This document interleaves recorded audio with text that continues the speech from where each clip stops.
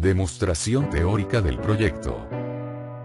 El dragón consta de un cilindro a un costado que tiene una manivela incrustada a la cual se le aplica una velocidad angular constante y esta es transmitida por una barra hacia otro sistema de biela con manivela. En el extremo más alto de la biela está conectado el dragón, al cual se le transmite movimiento.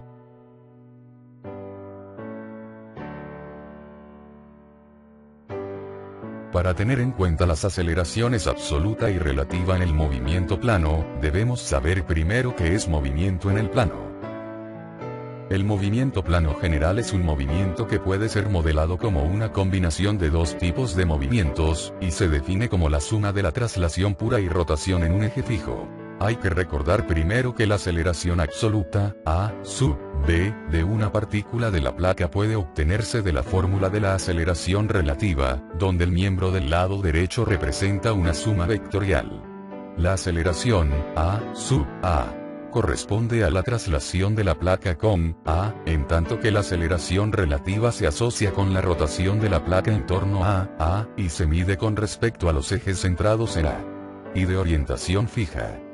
Podemos hallar también la velocidad absoluta y relativa, entonces cualquier movimiento plano se puede descomponer en una traslación de un punto cualquiera llamado A y de forma simultánea una rotación alrededor de este punto.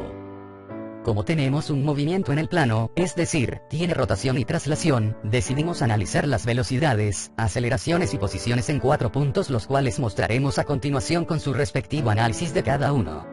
En este punto podemos medir el ángulo al cual se encuentra indicada la biela, cuando la manivela se encuentra en la derecha horizontalmente. Tenemos una velocidad angular la cual dimos y medimos con el modelo del dragón en 3D. Sabiendo los radios y la velocidad angular podemos hallar la velocidad en el punto B y que ese momento va dirigida hacia abajo, y con el punto fijo hallamos la magnitud de B sub B. Haciendo uso de la fórmula de velocidad absoluta y la relativa podemos hallar la velocidad angular de la biela. Descomponiendo y analizando sus componentes tenemos como incógnitas la magnitud del punto de apoyo C, que el cual en ese momento se desliza hacia abajo con la biela, y la velocidad angular de la biela. Despejando de las fórmulas obtenemos la magnitud de BC y la velocidad angular de la biela. Luego, para hallar la dirección y magnitud de la velocidad solo hay que hacer las velocidades relativas entre el punto B y D, y separándola en sus componentes hallamos la dirección y sentido. Podemos hallar aceleraciones normales de B y la normal y tangencial del punto de apoyo C conociendo la aceleración angular. La posición en la que se encuentra en ese momento se calcula con el largo de la biela y el ángulo al cual se encuentra, y así hallamos las coordenadas del dragón al punto B. Ahora haremos un análisis cuando la manivela está horizontalmente a la izquierda. Aquí realizamos el mismo procedimiento, pero lo que tenemos que tener en cuenta son que las direcciones de las velocidades cambian, ya que en ese momento la biela está subiendo, y sabiendo los radios y ángulos podemos hallar la velocidad del dragón y su dirección, y también hallamos las aceleraciones normales de B y C, asimismo la tangencial en función de su aceleración angular. La posición la hallamos con el largo de la biela y el ángulo al cual se encuentra en ese momento, y así hallamos las coordenadas del dragón al punto B. Continuamos cuando la biela y la manivela está en su punto más bajo. En ese momento el movimiento del sistema lo consideramos como rotación pura, ya que en ese momento no hay traslación. Entonces hallamos la velocidad del punto B haciendo uso de la velocidad angular y el largo de la manivela. Ya sabiendo la velocidad de B podemos saber la velocidad angular con el largo del punto B hasta el punto de apoyo C. Conociendo la velocidad angular de la biela solo queda hallar la velocidad del dragón, que como sabemos que es rotación iría a la derecha por el sentido de la velocidad angular de la manivela. Luego las aceleraciones normales de los puntos B y D, como sabemos en ese momento no habría aceleración angular por ser de rotación y velocidad angular constante. Respecto a la posición, al estar la biela solo vertical tendría componente en X igual 0 y estaría solo en Y. Por último tenemos cuando la biela y manivela están en el punto más alto, sería el mismo análisis, se toma como movimiento de rotación pura y se halla la velocidad angular y luego la velocidad del dragón, pero hay que tener en cuenta hacia dónde usan las velocidades. En los resultados de la práctica podemos observar la posición, ya que trabajamos las medidas en escala 1-3. Con relación a los datos teóricos del modelo del dragón en 3 dimensiones, midiendo los ángulos y la medida del largo de la biela podemos hallar las coordenadas en el dragón.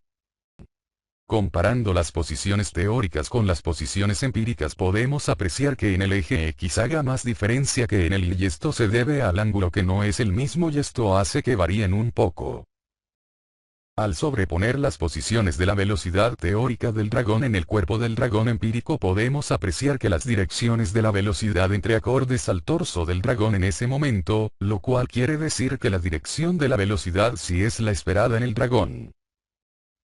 Podemos obtener el tiempo en función de la posición angular con la velocidad angular de la manivela y el tiempo. Con esto podemos hallar el cambio de velocidad angular con afinidad al cambio del tiempo. Como lo analizamos desde el reposo, podemos observar esta gráfica de la velocidad angular respecto al tiempo y podemos notar cómo acelera angularmente desde el reposo, luego aumento mucho más rápido la velocidad angular, esto quiere decir que tiene un aumento de aceleración. En el tercer momento observamos que desacelera angularmente y por último tiene el aumento de velocidad angular más grande, o sea adquiere la aceleración angular más alta.